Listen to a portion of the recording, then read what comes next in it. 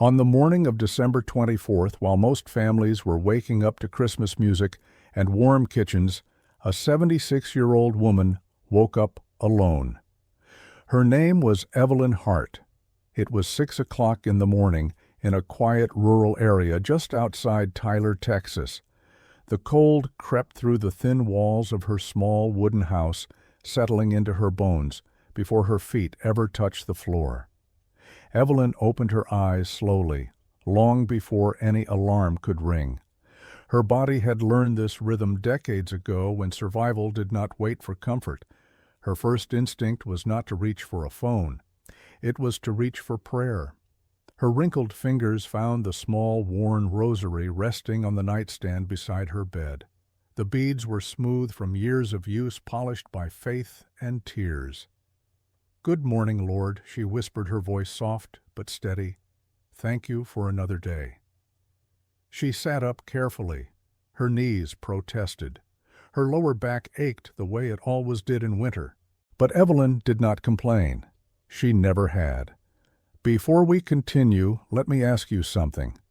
Where are you watching from right now? And what time is it where you are? Take a moment and tell us in the comments. And if stories of faith, quiet miracles, and unseen grace speak to your heart, consider subscribing to Heaven Walks with Us. You are not here by accident. And neither is this story.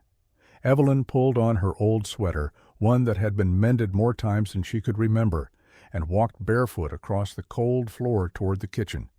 The house was silent. No footsteps, no laughter, no voices calling her name. Just the hum of the refrigerator and the ticking clock on the wall. She brewed a small pot of coffee and stood by the window as steam rose into the air. For a moment, just a moment, she allowed herself to imagine something different. She imagined the sound of a car pulling into the driveway, the door opening, 3 familiar voices calling out, "Mom, Merry Christmas." Her lips curved into a faint smile. Then the silence returned. Evelyn wrapped her shawl tighter around her shoulders and stepped outside into the pale morning light. The grass was stiff with frost. Her breath formed small clouds in the air as she crossed the yard toward the chicken coop behind the house. "Told you I'd be right here," she said gently. 12 hens stirred as she approached, clucking softly, as if they recognized her footsteps. One brown hen hurried toward her wings, fluttering always the first to greet her. "Good morning, girls," Evelyn said, scattering feed onto the ground. I know. I'm a little late." The chickens gathered around her feet, warm, alive, present. Evelyn crouched down, slowly ignoring the pain in her joints, and reached out to stroke the feathers of the brown hen that pressed close to her leg. "At least you're happy to see me," she murmured. "At least you never turn away." The coop was simple, nothing fancy, but it was clean, ordered, cared for just like everything Evelyn owned. She straightened herself and looked back toward the house. Through the window she could see the faint outline of the living room shelf. 3 picture frames sat there facing the room, 3 college graduations, 3 daughters, 3 lives she had given everything for. And on this Christmas morning, there was no message on her phone, no call, no plans. Just a quiet farm, a cold December sky, and a faithful woman who had no idea that before this day was over, heaven itself would knock on her door. Evelyn stepped back inside the house, closing the door softly behind her, as if afraid the silence might break if she moved too quickly. The warmth from the heater took a moment to reach her skin. She removed her shawl and walked slowly into the living room, the heart of the house small but carefully kept. Every object had its place. Nothing was new, but nothing was neglected. Her eyes went, as they always did, to the narrow wooden shelf against the far wall. 3 frames stood there. Evelyn approached them the way some people approach an altar. The first photograph showed Natalie, her oldest daughter, standing tall in a blue graduation gown, a medical diploma clutched proudly in her hands. Her smile was confident, almost radiant. Evelyn remembered that day clearly, the way Natalie's name echoed through the auditorium, the way Evelyn's hands shook as she clapped, tears streaming down her face. "My doctor," she whispered. "You did it, baby." The second frame held Clara dressed in black, her law degree displayed like a shield. Clara's smile was sharper, more controlled, but there was pride there too. Evelyn remembered sitting in the back row that day, wearing her best dress, hands folded tightly in her lap. "My lawyer," Evelyn murmured. "I knew you would be strong." The third frame showed Monica, the youngest, holding an engineering diploma, her eyes bright with ambition. Evelyn remembered how Monica used to draw bridges and buildings on scraps of paper when she was barely 7 years old. "My builder," she said softly. "You always wanted to make things that last." Evelyn reached out and touched each frame with trembling fingers, as if touching them could bring the girls closer. "My treasures," she whispered. "All three of you." For a long moment, she simply stood there.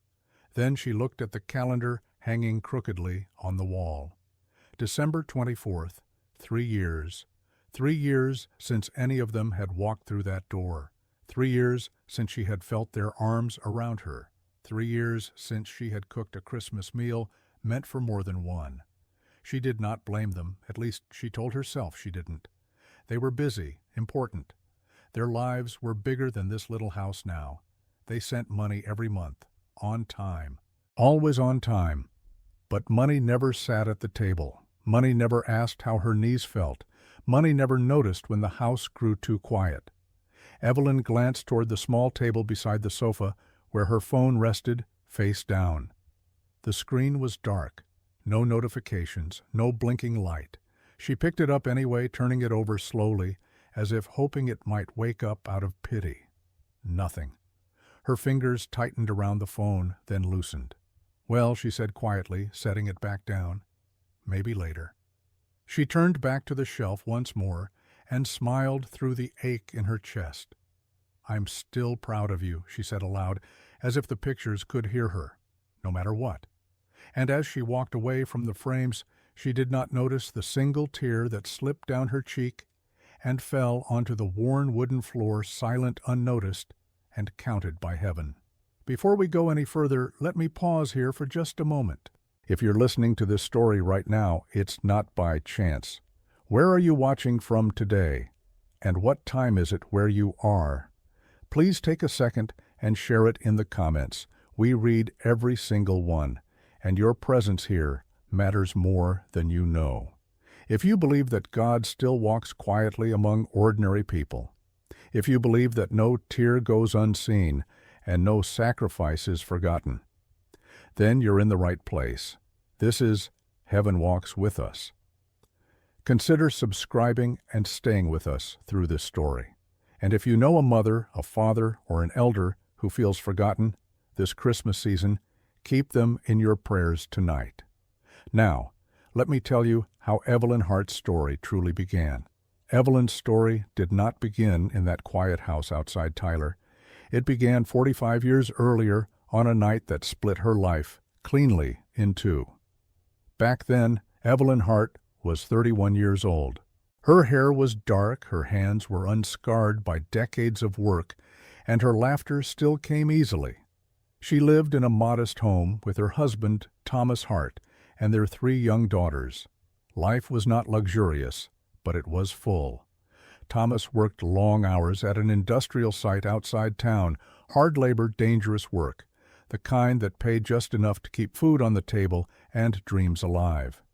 Every morning before sunrise, he kissed Evelyn on the forehead and whispered the same words, "I'll be back before the girls fall asleep." Most days he was. But one night, the knock on the door came instead. It was late. The girls were already asleep. Evelyn was folding laundry when she heard it firm, urgent, wrong. She opened the door to find 2 men standing there, their hats clutched tightly in their hands, their faces pale beneath the porch light. She knew. Before a single word was spoken, she knew.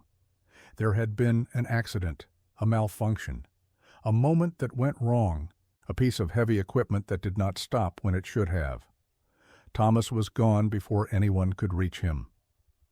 Evelyn did not scream. She did not collapse. She simply stood there staring as the world she knew slipped quietly out of her hands. The funeral came and went like a blur. Friends offered condolences. Neighbors brought casseroles. The church filled with hymns that felt too heavy to sing. And then everyone went home. There was no life insurance large enough to matter. No pension to fall back on. No savings waiting quietly in the bank. Just a young widow and 3 little girls who still asked when Daddy was coming back. That was the night Evelyn learned what true fear felt like. Not the fear of death, but the fear of tomorrow.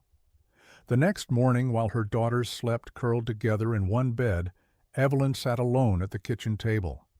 She stared at her hands and realized something terrifying. She had no formal education, no career, no safety net. But she did have one thing. She knew how to cook. Her mother had taught her when she was a child how to make simple meals stretch, how to turn flour and faith into something warm and filling. And so, with eyes swollen from crying and a heart still breaking, Evelyn made a decision. She would not let her daughters starve. She borrowed a few dollars, bought ingredients, and cooked through the night. By morning, she had trays of homemade food wrapped carefully in foil. She loaded them into an old cooler, pulled on her shoes, and stepped outside. The sun was barely rising when she began knocking on doors, standing on street corners, selling what she had made with trembling hands. Homemade, she would say quietly. Fresh this morning. Some people bought out of kindness, others out of hunger. A few turned away without looking at her. Evelyn did not stop. That first day she earned barely enough to buy groceries. But it was enough to keep going. And as she walked home that evening, her feet aching and her shoulders sore, Evelyn looked up at the sky and whispered a promise. I don't know how she said, her voice breaking, but I will raise them. I will give them a future, even if it costs me everything. She did not know then that she would keep that promise for 40 long years. For the next 40 years, Evelyn Hart learned how to say one word better than any other. No. No to sleep. No to rest. No to comfort. No to anything that belonged only to her. Every morning began the same way before dawn, before the world was awake. Evelyn would rise quietly so she wouldn't disturb her daughters, tie her hair back, and begin cooking in the dim light of the kitchen. Dough was mixed by hand. Ovens were heated. Simple ingredients were turned into something warm, filling, and honest. By sunrise, she was already outside. She sold food near bus stops, outside factories, near church parking lots on Sundays. In winter, her fingers cracked from the cold. In summer, sweat soaked through her clothes before noon. She stood for hours smiling, even when her legs trembled. Some days she sold everything. Some days she sold almost nothing. On the days when money was short, Evelyn made quiet calculations no child should ever know existed. She skipped meals so her daughters wouldn't have to. She watered down milk.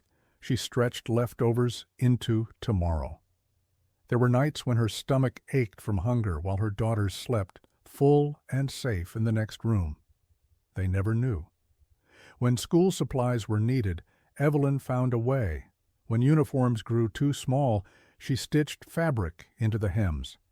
When shoes wore thin, she patched them until there was nothing left to patch. Once, when her oldest daughter needed money for a school trip, Evelyn sold the only piece of jewelry she owned, her wedding ring. She held it in her palm for a long time before handing it over, whispering goodbye to a memory she would never get back. Her daughters excelled. Natalie showed a gift for science early on. Clara could remember entire pages of text after reading them once. Monica spent hours sketching bridges and buildings, dreaming of structures that reached higher than anything Evelyn had ever known. Whenever doubt crept into their voices, Evelyn answered it the same way. Study, she would say. Don't live my life. Live better. When Natalie came home crying because other children laughed at her worn shoes, Evelyn knelt in front of her and wiped her tears. Shoes can be replaced, she said softly. A dream abandoned never comes back. Evelyn worked through illnesses she couldn't afford to treat. She worked through grief that never fully healed. She worked through pain that settled into her joints and made itself at home. 40 years of carrying heavy trays. 40 years of standing on concrete. 40 years of saying no to herself so she could say yes to her daughters. And it worked. One by one, acceptance letters arrived. One by one, her daughters walked across graduation stages. Each diploma felt like proof that the sacrifice had been worth it. Evelyn clapped the loudest every time, tears streaming down her face, heart bursting with pride. She truly believed that one day when the hard years were behind them, her daughters would come home. They would sit at her table. They would laugh with her. They would remember. She did not know then that success can sometimes travel faster than gratitude, and that the word no she had spoken for 40 years would one day be spoken back to her. Success arrived quietly at first. After graduation, Evelyn's daughters did what she had always prayed they would do. They left, not out of cruelty, but out of ambition. Dallas offered opportunities Tyler never could: hospitals, law firms, engineering contracts, a faster life. At the beginning, they came home often, once a month, sometimes twice. They arrived in borrowed cars at first, then newer ones. They brought groceries, small gifts, stories about work, and co-workers Evelyn had never met. They hugged her tightly, laughed at old memories, and promised they would never forget where they came from. Evelyn believed them. She cooked their favorite meals waking before dawn, the way she always had. She listened, really listened, as they spoke about promotions, exams, projects, and deadlines. Every success felt like her own. But time has a way of stretching people thin. The visits slowly changed from monthly to occasional, then from occasional to holidays, then from holidays to maybe next time. Phone calls replaced hugs, texts replaced conversations, and eventually even those became shorter. "I'm busy this week, Mom. I'll call you later. Work is crazy right now." Evelyn never complained. She told herself this was the price of giving her daughters a future. She told herself she had wanted this to see them rise beyond her life, beyond her limits. And in a way, she was right. The money began arriving on the first of every month without fail. 3 deposits, 1 from each daughter, enough to cover her bills, enough to survive. But survival and love are not the same thing. Money did not ask her how her knees felt in the cold. Money did not notice when her hands shook more than they used to. Money did not sit across from her at the table. Evelyn kept her phone close anyway. Every sound made her look up. Every vibration gave her hope. She learned how to read disappointment quickly, how to set the phone back down without letting it show on her face. 3 years passed, 3 Christmases with empty chairs, 3 birthdays marked by cards instead of embraces, 3 years of saying they're busy when neighbors asked about her daughters. Deep down something ached in a way she did not know how to name. It wasn't anger, it was absence. Still, Evelyn held on to one hope, that on Christmas Eve of all nights her daughters might remember, that maybe this year would be different. As December 24th arrived and the sun climbed higher in the Texas sky, Evelyn sat quietly in her living room, her phone resting beside her. She took a deep breath, and for the first time in years, she decided she would not wait. She would call.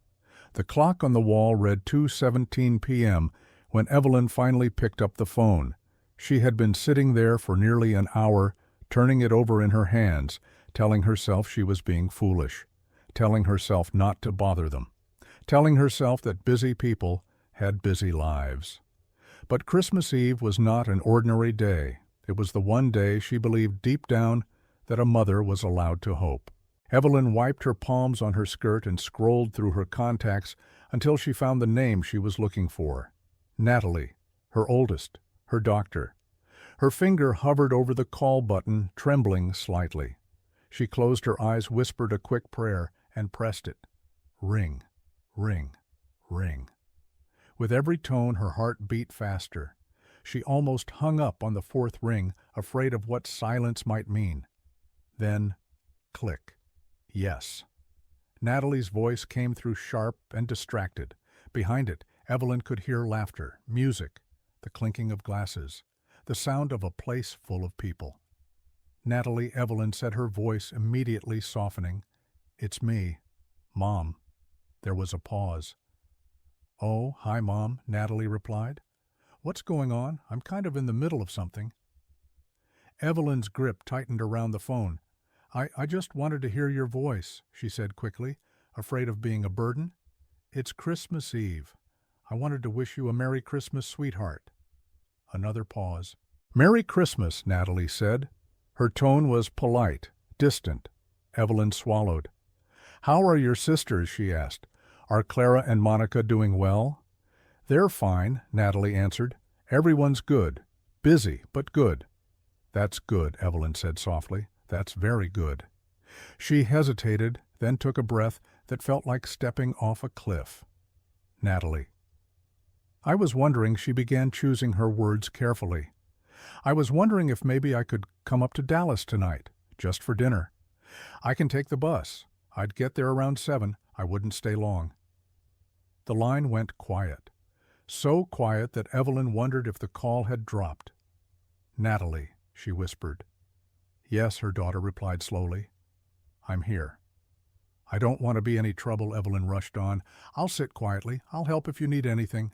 I just miss you girls. It's been so long." On the other end, Natalie exhaled loudly. "Mom," she said, her voice tightening. "You can't come." Evelyn's heart skipped. "I know it's last minute," she said quickly, "but it's Christmas, just this once. I'll go back first thing in the morning." Mom, Natalie repeated louder now. I said no. There it was. The word Evelyn had spoken for 40 years, now spoken back to her. "Why not?" Evelyn asked, her voice barely audible. "Did I do something wrong?" Natalie hesitated, and in that hesitation, Evelyn felt something shift, something fragile, cracking. "I have people coming over tonight," Natalie said. "Important people, colleagues, business partners." "I understand," Evelyn said. "I promise I won't get in the way." "That's not what I mean," Natalie snapped. Evelyn flinched. "You don't fit." Natalie continued, her words sharp now, impatient. "You smell like the farm, like chickens. You talk differently. You dress differently. My guests are doctors, executives, people who expect a certain image." Evelyn felt the room tilt. "I can stay in the corner," she whispered. "I won't say much." Natalie's voice hardened. "Mom, please. You'd embarrass me." "Embarrass." The word landed like a blow.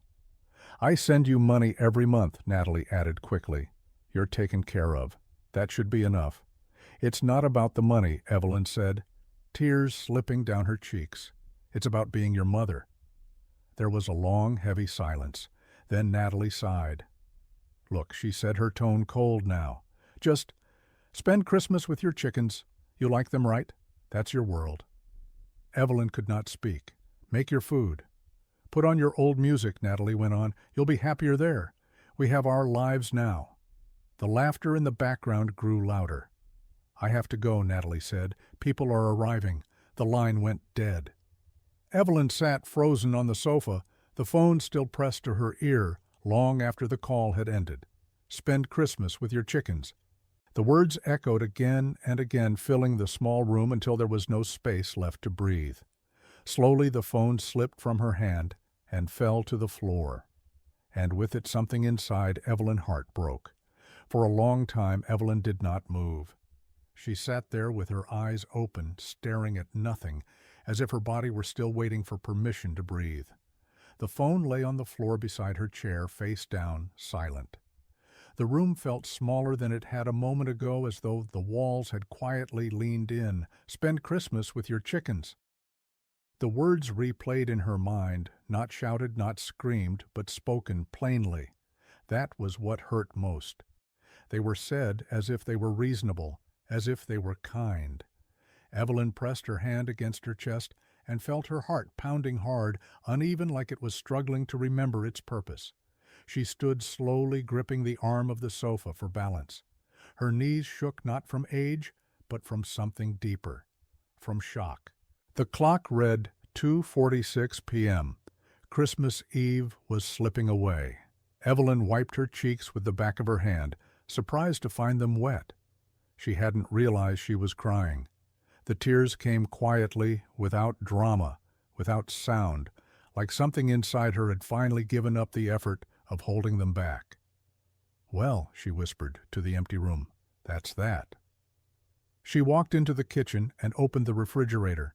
Inside were a few simple ingredients she had prepared that morning just in case, out of habit more than hope. Her hands moved automatically, reaching for corn husks, dough spices. She paused. For a moment she considered stopping, considered leaving everything untouched, letting the day pass like a closed door. But Evelyn Hart had never known how to stop moving. She made 6 tamales, not a batch, not enough to sell, just 6, too savory, too mild, too sweet. She wrapped them carefully the way she always had and placed them into the pot. As the water began to heat, steam rose into the air, fogging the window above the sink. Evelyn leaned her forehead against the cool glass. "I did my best," she whispered. "I really did." When the tamales were done, she left them on the counter untouched. She wasn't hungry. The sun was still high when she stepped outside again, drawn not by habit this time, but by something closer to instinct. The yard was quiet, the air crisp. The chicken coop sat where it always had, unchanged by words or rejection. As she approached, the hens stirred. One by one they moved toward her, clucking softly. The brown hen, the one that always seemed to know her mood, fluttered closer than the rest. Evelyn lowered herself onto the small wooden stool beside the coop and let her shoulders collapse forward. "At least you don't mind me," she said, her voice breaking. "At least you don't care what I smell like." The brown hen hopped into her lap, warm and solid. Evelyn wrapped her arms around the small body, pressing her face into its feathers. The tears came harder now, not loud, not dramatic, but deep. This wasn't the grief of losing her husband. This wasn't the fear of raising 3 children alone. This was something else. This was the grief of realizing that the love she had given freely for 40 years had been judged and found lacking. "I gave everything," she whispered into the feathers, "everything I had." She waited for anger to come. It didn't. She waited for bitterness. It didn't come either. What came instead was exhaustion, a bone-deep weariness that reached places even time had not touched. As the afternoon wore on, the shadows stretched across the yard. Somewhere in the distance, church bells rang soft, familiar, announcing Christmas Eve services. Laughter drifted faintly from a neighbor's house. Music played. Life continued. Evelyn stayed where she was until the sun began to sink. When she finally stood, her legs protested, but she barely noticed. She walked back inside and closed the door behind her. In the living room, she stopped in front of the shelf. The 3 picture frames stared back at her. For a long moment, she simply looked at them. Then, with trembling hands, she turned them around one by one so they faced the wall. "I can't look at you tonight," she said quietly. "Not tonight." The house grew darker as evening settled in. Evelyn did not turn on the lights. She sat in her chair, hands folded in her lap, staring into the growing shadows. She tried to pray. The words would not come. For the first time in her life, Evelyn Hart, who had survived hunger, grief, and 40 years of sacrifice, had nothing left to say to God. And in that silence, just as the clock neared 9 p.m., a sound broke through the darkness, 3 soft knocks at the door. The knock came again, soft, unhurried, almost respectful. Evelyn lifted her head slowly, unsure at first whether the sound was real or something her weary mind had imagined. She listened, holding her breath. 3 knocks. Clear this time. Her heart began to race. No one ever came to her house at night, especially not on Christmas Eve. Her daughters were hours away. The neighbors were busy with family. Evelyn had learned long ago not to expect visitors. She rose carefully from her chair, every movement deliberate, and reached for the small lamp on the side table. A warm glow filled the room, pushing the shadows back just enough for her to see. "Who could that be?" she whispered. As she walked toward the door, a flicker of hope surfaced, quick and fragile. A foolish thought, really, but it came anyway. What if... She stopped herself before the idea could fully form. The knocking came a third time. Evelyn placed her hand on the doorknob. For a moment she hesitated. The world had already taken so much from her that day. She wasn't sure she had room for anything else. Still, she opened the door. A man stood on the porch. He looked to be in his early 30s. His hair was brown, falling just past his ears, slightly tousled, as if by wind or long walking. His face was calm, unlined by hurry or worry. His eyes, dark and steady, held a depth Evelyn could not explain. He wore a simple white shirt beneath a light jacket, a red scarf draped loosely around his shoulders. His jeans were worn, his boots dusty, as though he had traveled far on foot. "Good evening, ma'am," he said gently. His voice was warm, firm, without being loud. "I'm sorry to bother you so late." Evelyn studied him carefully. Any other night she might have been afraid. Any other night she might have closed the door without a word. But she felt no fear, only a strange, unexpected peace. "Yes?" she asked softly. "I don't have anywhere to stay tonight," the man continued. "I've been walking most of the day, and I was just hoping, you might have a place where I could rest for the night." Evelyn glanced past him. The road was empty. Christmas lights blinked in the distance. There was no car, no sign of anyone else. "You're alone," she said. "Yes, ma'am," he replied with a small smile. "I am." She looked at his eyes again, and something in her chest shifted. Not sympathy, not pity, recognition. "I don't have much," she said honestly. "Just a small house, simple food." The man nodded. "I'm not looking for much." Evelyn stepped back from the doorway and opened it wider. "Well then," she said quietly, "you'd better come in. It's cold out there." As the man crossed the threshold, the air in the room seemed to change, not in a way she could see, but in a way she could feel. Warmer, fuller. Evelyn closed the door behind him. She had no way of knowing that by opening that door, she had just invited heaven itself into her home. Evelyn closed the door gently and turned to face her guest. "Please," she said, gesturing toward the small living room. "You can sit. I'll warm something up. It's not much, but it's hot." "That's more than enough," the man replied, removing his jacket and laying it neatly over the back of a chair. He moved slowly, deliberately, as if nothing in the world were rushing him. Evelyn noticed how carefully he treated the space, how he didn't glance around with judgment or curiosity, but with something closer to respect. She went into the kitchen and stood for a moment staring at the pot on the stove. The 6 tamales she had made earlier sat untouched, still warm beneath the lid. She hadn't planned on sharing them with anyone. Yet here they were. Evelyn plated the food carefully, adding a mug of hot cocoa she prepared with milk and a pinch of cinnamon. She brought the tray into the living room and set it down on the small table between them. The man looked at the meal as if it were a gift. "Thank you," he said quietly. Before eating, he bowed his head. Evelyn watched as he made the sign of the cross, slow and reverent, and whispered a prayer she could not hear. Something tightened in her chest. "You're welcome," she said, sitting across from him. He ate slowly, not with hunger, but with gratitude. Every bite was taken as if it mattered, as if it was seen. Evelyn found herself watching him instead of the food. "Where are you coming from?" she asked at last. "From far away," he answered gently. She nodded. "You must be tired." "I am," he said. "But I'm where I'm meant to be." The words settled into the room like a soft weight. Evelyn folded her hands in her lap. "My name is Evelyn," I know, the man replied. She looked up sharply. I didn't tell you that. He met her gaze without hesitation. No, he said. You didn't. Her breath caught. And you're 76, he continued calmly. You've lived in this house for many years. You raised 3 daughters on your own. You sold food by hand when you had nothing else to give. And tonight, he paused. Tonight was especially hard. Evelyn's eyes filled with tears. How do you know these things? She whispered. He set his fork down and looked at her with a tenderness that felt almost unbearable. Because I see you, he said. The dam broke. I tried, Evelyn said, her voice shaking. I tried so hard. I gave them everything I had. Everything.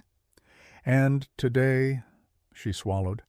Today my daughter told me I don't belong. That I should spend Christmas with my chickens. The man's expression did not change, but something in his eyes grew heavier. She didn't just say it, he said softly. She meant it. Evelyn covered her face with her hands and sobbed. I don't understand, she cried. What did I do wrong? Why wasn't it enough? He stood and moved closer, kneeling in front of her chair so they were at eye level. You did nothing wrong, he said firmly, and it was more than enough. She lowered her hands, looking at him through tears. My name is Jesus, he said. The words hung in the air. Evelyn searched his face, her heart pounding. Jesus, she whispered, like our Savior. He smiled, not proudly, not dramatically, but gently, almost sadly. Yes. Her knees weakened, and she gripped the arms of the chair. I heard you this afternoon, he continued. I heard you in the yard. I heard you in your silence. The Father heard every word you could not speak. Evelyn shook her head. Then, why does it hurt so much? Jesus reached for her hands, taking them in his warm, steady. Because love given without condition leaves deep wounds when it's rejected, he said. But I want you to know something, Evelyn Hart. She leaned forward, hanging on every word. You have not been forgotten. And as he spoke those words, Evelyn felt perhaps for the first time that day something shift inside her. Not relief, not joy, but the quiet beginning of hope. Jesus released Evelyn's hands and stood slowly. Evelyn, he said, his voice calm but firm. There are moments when truth must be seen before it can be healed. She wiped her face, her chest still tight. What do you mean? Instead of answering, Jesus turned toward the wall where the 3 picture frames had been turned face down earlier that evening. He lifted his hand, not dramatically, not with force, but with quiet authority. Look, he said. At first nothing happened. Then the air in front of the wall seemed to shimmer as if heat were rising from invisible flames. Evelyn blinked, certain her tired eyes were deceiving her, but the images sharpened. She saw a restaurant. Not the kind she had ever been to, white tablecloths, crystal glasses, soft golden light.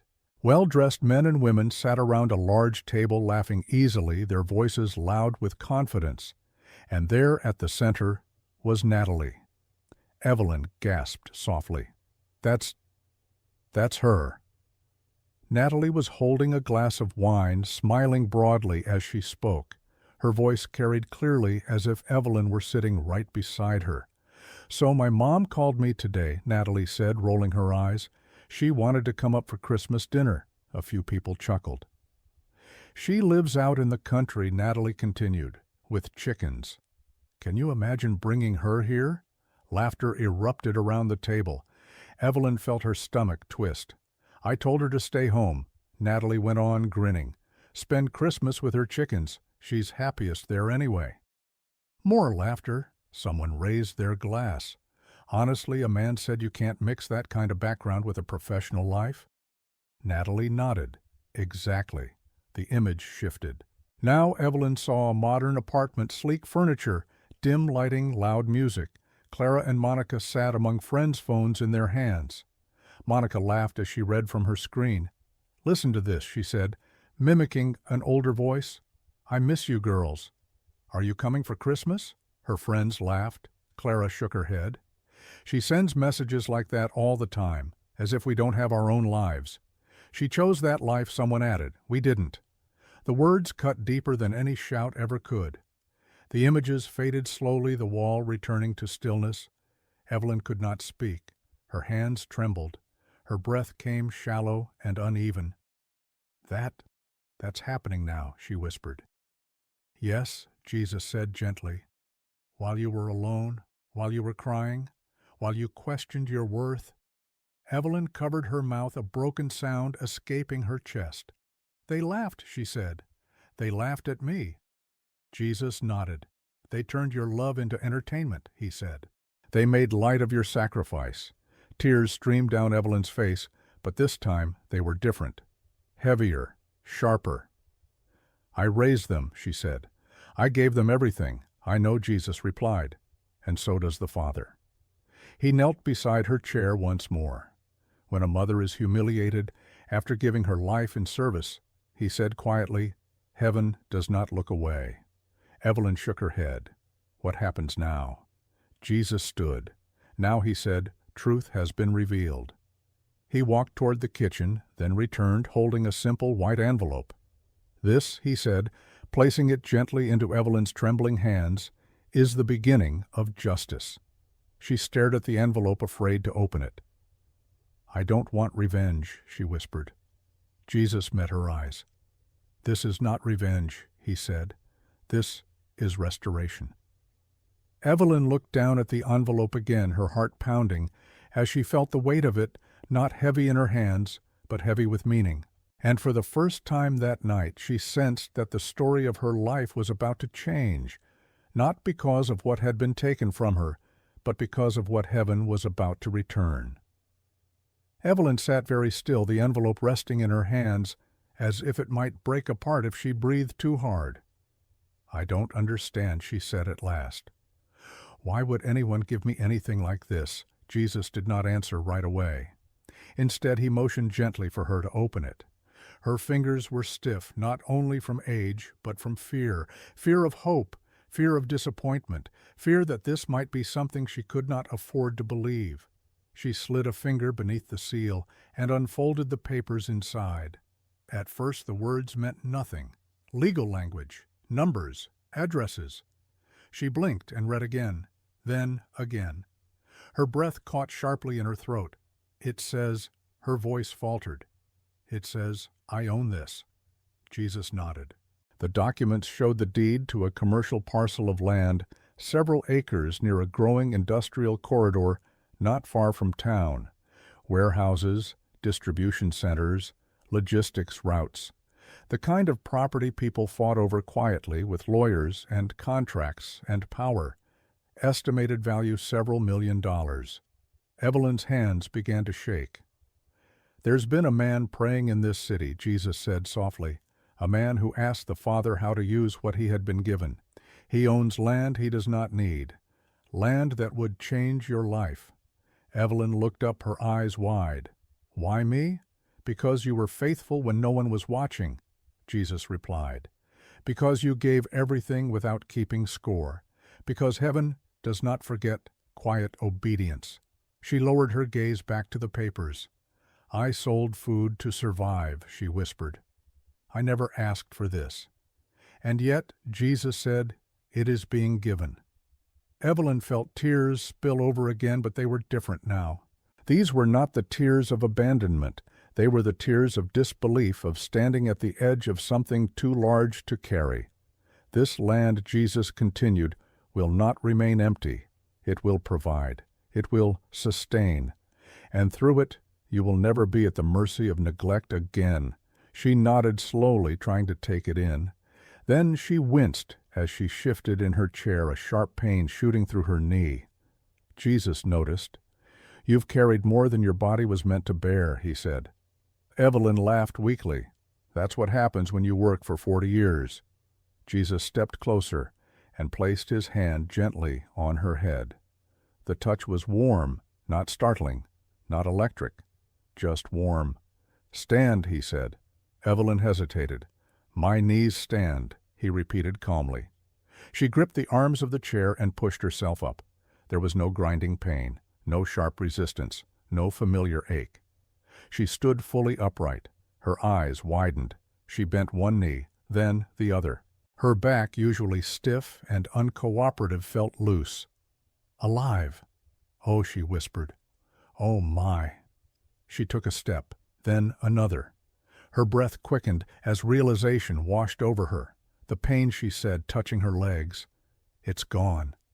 Jesus smiled, but there was no triumph in it. You gave your strength away piece by piece, he said. Tonight it is being returned. Evelyn pressed her hand to her chest, overwhelmed. Why are you doing this? She asked, her voice breaking again. Because Jesus said gently, what was taken from you was not just comfort, it was dignity. She looked at him, understanding beginning to form. But hear me, he continued, this is not the end of the story. Evelyn stilled. Your daughters built their lives on your sacrifice, he said. Then they denied you when you needed them most. She swallowed hard. In the months ahead, Jesus said, his voice solemn now, what they rely on will begin to fall. Not because I delight in loss, but because truth demands consequence. Evelyn shook her head. I don't want them to suffer, I know Jesus said. And when they come to you because they will, the choice will be yours. He stepped back, giving her space. To rescue, he said, or to release. To forgive or to enable. Justice will place the door in your hands. Evelyn clutched the papers to her chest, her heart pounding. And remember, Jesus added quietly, forgiveness does not always mean protection from consequence. The room felt very still, very holy. Evelyn looked up, but Jesus had already begun to move toward the door. I have others to visit tonight, he said. She took a step after him. Will I see you again? Jesus turned and smiled a smile full of depth and promise. Whenever you see the forgotten, he said, you will see me. Then he opened the door and stepped into the night. Evelyn followed, but the porch was empty, only the cool air, only distant Christmas lights, only her heart racing with wonder. She stood there for a long moment, then looked down at the papers in her hands. And for the first time in many years, Evelyn Hart whispered a prayer not of desperation, but of awe. 3 months passed. Winter loosened its grip on East Texas, and early spring brought warmer mornings and longer light. The fields beyond Tyler softened with green again, and the roads that once felt empty began to hum with quiet activity. So did Evelyn Hart's life. The land Jesus had spoken of did not remain idle for long. Within weeks, developers came first, curious, then serious. Papers were reviewed, meetings were held, decisions were made carefully, prayerfully. Evelyn did not rush. She leased portions of the property to logistics companies expanding into the region. Warehouses rose where weeds once grew. Trucks came and went with purpose. Income arrived steadily, more than Evelyn had ever imagined possible, yet never louder than her conscience would allow. She moved out of the old wooden house, but not far. Her new home was modest, clean, warm, a place with wide windows and a backyard large enough for a proper chicken coop. The 12 hens now lived in a safe, spacious enclosure, scratching the ground freely under the sun. Evelyn still woke early. She still prayed. She still cooked sometimes tamales, sometimes biscuits, though now it was by choice, not necessity. The pain never returned to her knees or her back. Her steps were steady, her posture straight. When neighbors greeted her, they noticed something different, not wealth, not youth, but peace. Meanwhile, in Dallas, everything began to unravel. Natalie was the first. A case she had handled confidently, too confidently, came under review. A misdiagnosis, a missed detail, a patient harmed. The hospital board suspended her license pending investigation. Lawsuits followed. Insurance covered only a fraction. Clara came next. A critical document overlooked. A deadline missed. The firm lost a case it should have won. The client sued. The partners distanced themselves. Clara was let go quietly. Her reputation questioned, her future uncertain. Then Monica. A structural miscalculation in a major infrastructure project triggered a failure during testing. No one was injured, but the responsibility was hers. Contracts were canceled. Blacklists formed quickly in professional circles that did not forgive mistakes. Within weeks, the apartment in uptown Dallas, the one filled with laughter and champagne, fell silent. The sisters gathered there one night, exhausted, frightened, stripped of the certainty they had built their lives upon. "We need help," Natalie said at last, her voice barely steady. There was only one place left to go. 2 weeks later, a taxi pulled up in front of a house just outside Tyler. The driver checked the address twice. "This is it," he said.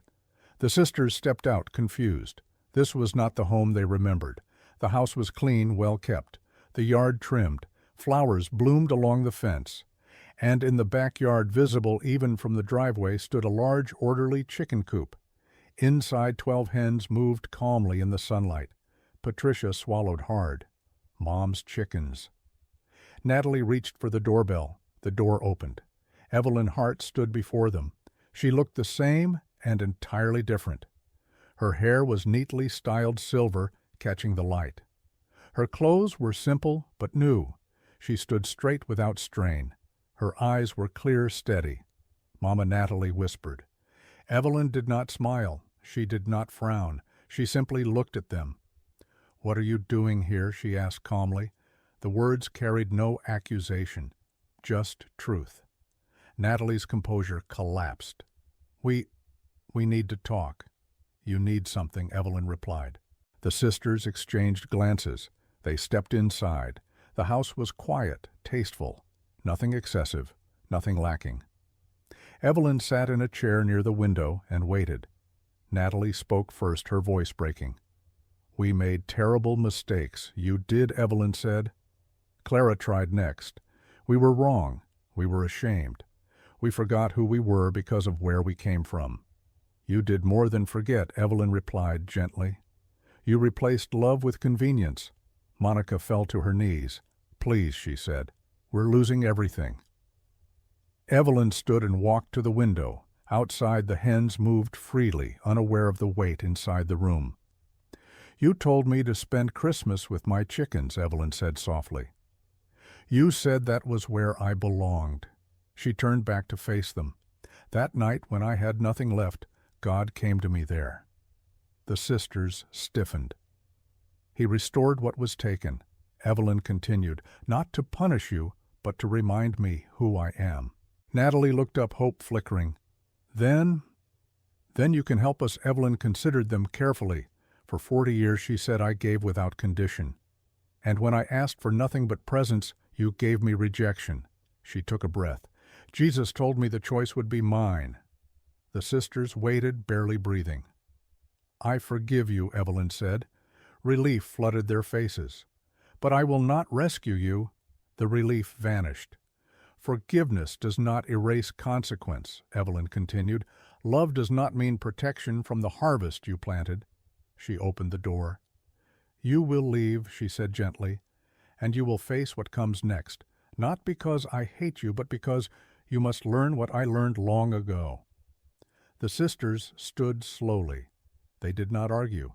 They understood. When the taxi pulled away, Evelyn remained at the window until it disappeared from view. Then she exhaled, not in sorrow, in release. In the years that followed, Evelyn used her resources quietly. She funded food pantries, helped single mothers start small businesses, paid medical bills for those who could not. She never spoke publicly of what had happened, but every morning she fed her chickens, the same 12, the ones she had been told to spend Christmas with. And as she scattered feed across the ground, Evelyn Hart would smile softly, knowing this truth, that sometimes the greatest miracle is not wealth, not healing, not even justice, but the peace that comes when you finally choose dignity over desperation. Before you leave, take a quiet moment with this story. Evelyn's life asks us a difficult question, not about money, not even about miracles, but about love. Is forgiveness always the same as rescue? And is it possible that sometimes the most loving thing we can do is to let people face the consequences of their choices? If this story stirred something in your heart, I invite you to reflect honestly. What would you have done if you were in Evelyn's place? Share your thoughts in the comments. Your words may help someone who is struggling with the same question tonight. And if you believe that God still walks with the forgotten, the humble, and the wounded, stay with us, subscribe to Heaven Walks With Us, and join this quiet community of faith, reflection, and grace. Until next time, remember, no tear is wasted, no sacrifice is unseen, and when the world turns away, heaven never does.